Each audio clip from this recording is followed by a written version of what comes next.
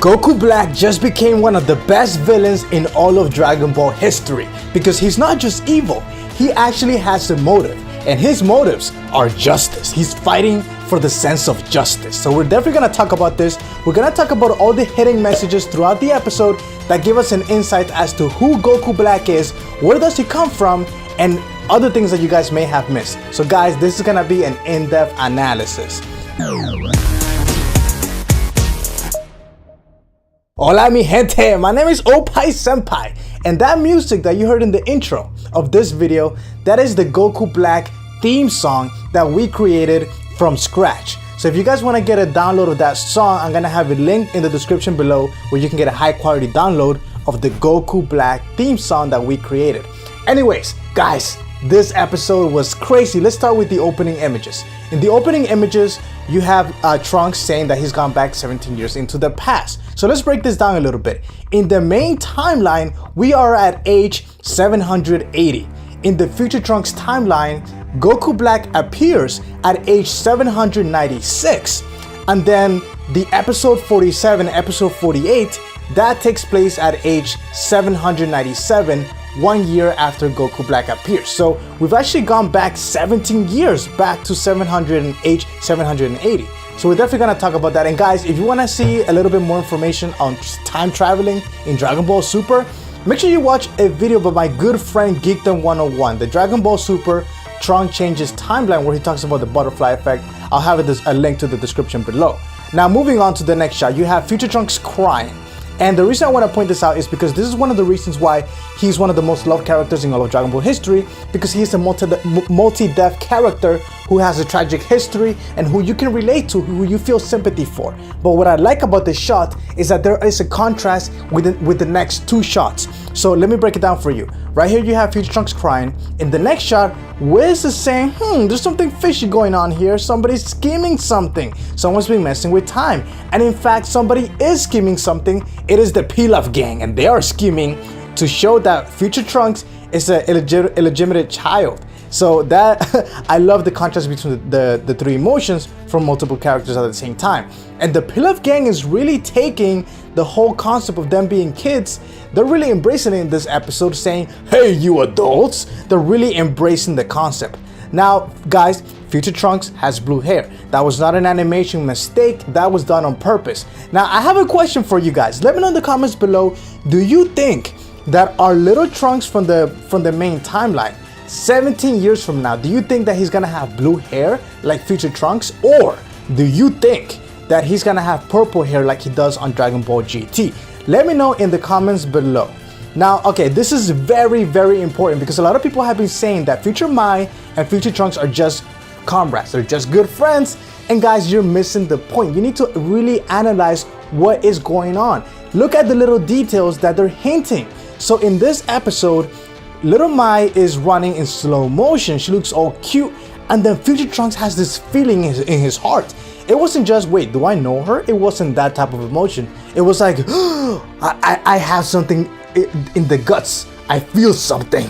And he was feeling love. He was remembering the emotions he has. And let me show you why. In the next shot, you have this image and they added a layer of dreamy effect. And there's only two times when an animation studio or a movie studio or film, when they or television, when they add a dreamy effect, and that is to either show a flashback or to show romance. And obviously this is not a flashback, so they are showing romance between Future Trunks and Mai. But on top of that, they make this scene in slow motion to really emphasize. And Mai is the only one in focus. The other two characters are pretty much irrelevant. Just you guys need to pay attention to the details. And if you still don't believe me that there's a little bit more going on, go back to the other episodes and you can really see that Trunks is holding her hands, and he does it twice. They really focus on him holding her hands. And if you still don't believe me, let me bring this up for you. When Mai died and Future Trunks went to attack Black, he didn't say, oh, this is for Bulma. No, he said, Mai! So he was thinking about Mai. Even though his mom died too, he was like, Mai! So guys, I'm telling you, there's something going on between those two characters. Don't miss it. Pay attention to the details. Okay, moving on. So in the next shot, I love this because it confirms two things. One, why is Trunks always holding his sword? It's pretty much useless at this point. It's because it helps him calm down, it helps him relax. But there's somebody else who does this, and it's actually his father. Vegeta, while he doesn't have a sword, he crosses his arms in order to relax, and that is his way of meditating, of relaxing before a fight, of calming down. So guys, I just want to point that out. Now I love this shot because I am surprised, to say the least. Whis is surprised that humans are able to create a time machine, and he says, I thought it would be impossible for humans to make one. To manipulate time and to go in the past or the future, it's a serious crime. Okay, maybe he doesn't talk that way, but in my mind, he talks that way. So, he does say it's a serious crime. But why hasn't anybody gotten in trouble before? Because nobody's really enforcing it. Nobody's monitoring. You don't have this. As of right now, it looks like we don't have a certain sort of Supreme Kai that monitors people who are time traveling. So, as of right now. But the difference between Whis and Jacko is that Whis can enforce the law. All right, so he's serious. He ain't playing games, boy. He is not playing games. He is ready to kill them. But Beerus has other plans. And let me talk about this for a second. Goku Black, this is a very important message, hidden message that you may have missed. So a lot of people are saying, oh, Goku Black, maybe he's a Supreme Kai, maybe he's an imposter or something. But take a look at this. Who is the only character in Dragon Ball that we know of who can do instant transmission? That is Goku. Goku can do instant transmission. He learned this after the destruction, after Frieza was killed. And he learned this technique before he came back to Earth, and then he met future Trunks. So in this episode, he's been using instant transmission to travel around the planet looking for Trunks. So guys, I've said this before. I think Goku Black is a Goku, but he's not the Goku. Do you know what I'm saying? He's a Goku, but not that Goku. I'll explain that in a little bit further. But you can tell that he's been doing instant transmission because you have a change in scenery. We're in tall buildings. This is clearly taking place in a city. Now this is another hidden message that's gonna tell you who Goku Black is. Take a look at this shot. It says the Ring of Time is reacting. So Goku Black is surprised the fact that the Ring of Time is reacting. That tells us that Goku Black has very little experience with the Ring of Time. So potentially some of you who have been theorizing that maybe Goku Black stole the Ring of Time from a Supreme Kai, because in the leaks for episode 50, which I talk about in a separate video, in those leaks it was revealed that next week Whis and Beerus are gonna say, whoa, that's the Ring of Time. Originally, only Supreme Kais were able to use it, not just wear it, but to use it. So then you're wondering, okay, if Goku Black stole the ring from a Supreme Kai, then how is he able to use it if he's not a Supreme Kai? But maybe he is a Makaioshin, and a Makaioshin is technically a Supreme Kai, except they've been casted into the demon realm. They are an evil Supreme Kai, but they are still a Supreme Kai, just not good, they're evil. So technically, if Goku Black is a Makaioshin, it will make sense as to why he is able to use the ring.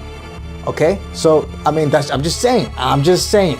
But again, he has no idea how to he has no experience. He was surprised that the ring started reacting.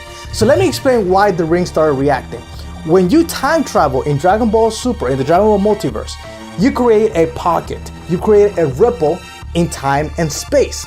So then this ripple is what makes, this is why when he was doing instant transmission, the Ring of Time did not react.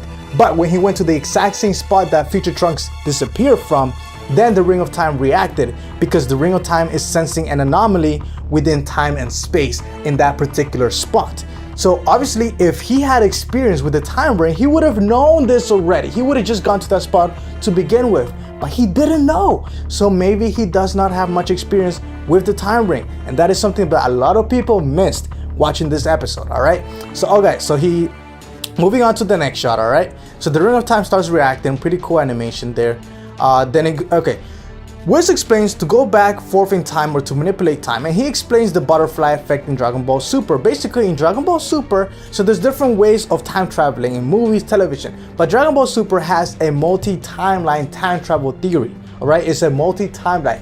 Basically, when you go back in time, if you make one little change, it automatically creates a new timeline.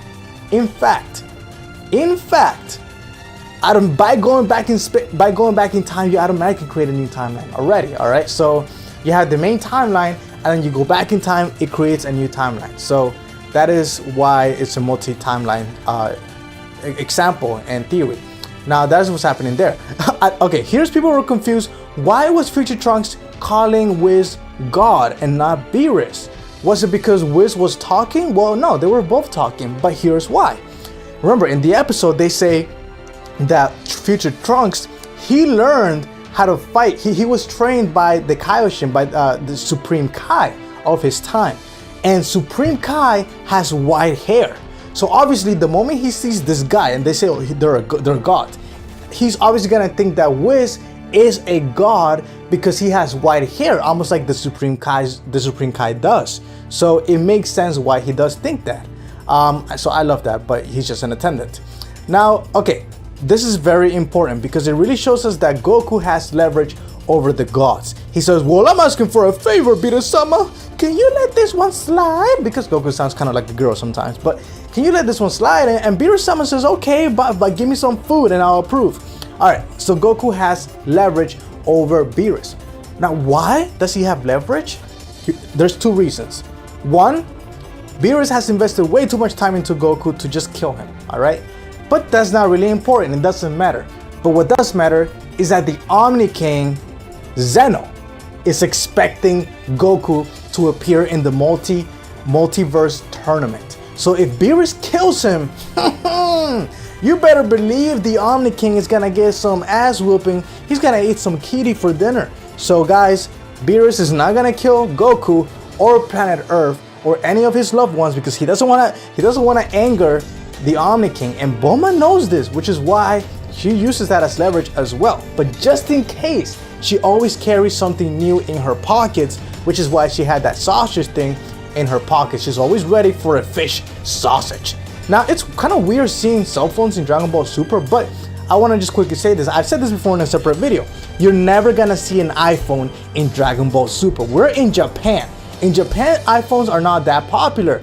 More Japanese phones running on Android are more popular, which is why it looks like this. It doesn't look like an iPhone. Moving on. So, Chi-Chi, I just want to say a little rant. Chi-Chi, why have they destroyed you? What have they done to you, girl? You say in this episode, you say, your test is more important than Earth being in trouble. Are you kidding me, dude? Are you kidding? Like, they've really ruined a really good character. I really miss the old Chi-Chi. Her golden days, she was such a badass, bro. But now she's just this annoying woman with she's just always study. I get it, but they really just ruined the character. Moving on. Now, I love this shot because it shows you about more information on time traveling and the wormhole right there, how point A, point B, and connecting time. Now, it does say on the bottom that it's dimension disc, and I'll talk more about that later. Now, guys, this was a last-minute decision by the team at Dragon Ball Super.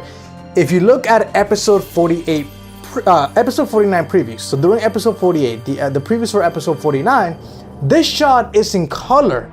But when you go to episode 49, it's not in color, it's desaturated. So this was a last minute decision to show flashback. Now, Deborah was confirmed and Babidi also. Now the question is Future Trunks stronger than Deborah? No, not really. He really wasn't. He was struggling to fight Deborah. But because the Kaioshin trained him, he was able to block Deborah's famous spits with ki.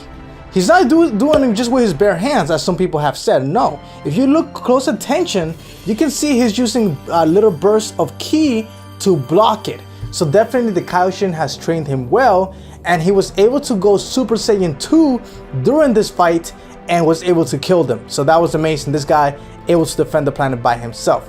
But he also says that Goku Black introduced himself as Son Goku.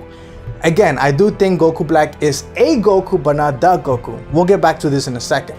All right, Beerus, you're such a pig, dude. All right, whatever. You're a cat. It's all good, bro. Now, the person, he wears black clothes. That's why they call him Goku Black.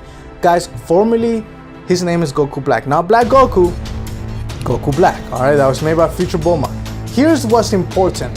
He says, and now I will annihilate the Earthlings for the sake of justice. So we have a motive, all right? And this is why I think he's one of the best villains in Dragon Ball in a long time. Normally villains they're evil. They just want to destroy, they want to rule the world, blah, blah, blah. But this guy, he is the hero of his own story. In his mind, he thinks he's doing justice. He is the hero. Very similar to Light Yagami from Death Note, that pig who at first I really liked the character and then I started to hate him. Maybe some people are gonna really like Goku Black once we learn his motive. Now, is he evil? Yes, he sure damn is evil. He's been killing innocent people. But he does have a sense of justice. But it gets more interesting because, okay, first of all, you see that the planet is still being repaired, all right? But here's what's important. He told me that he has already destroyed a number of planets and its people. If Goku Black was the Goku from the Future Trunks timeline, which is the one that died from a heart virus, then why did he not start on planet Earth? Why did he go to other planets and then come back? Again, I don't think Black is the Goku, the one who died from a heart virus. I think he is a Goku, but originating somewhere else, not on planet Earth. So then he's been destroying planets, things like that, and now he gets to planet Earth. Now, is he a god of destruction?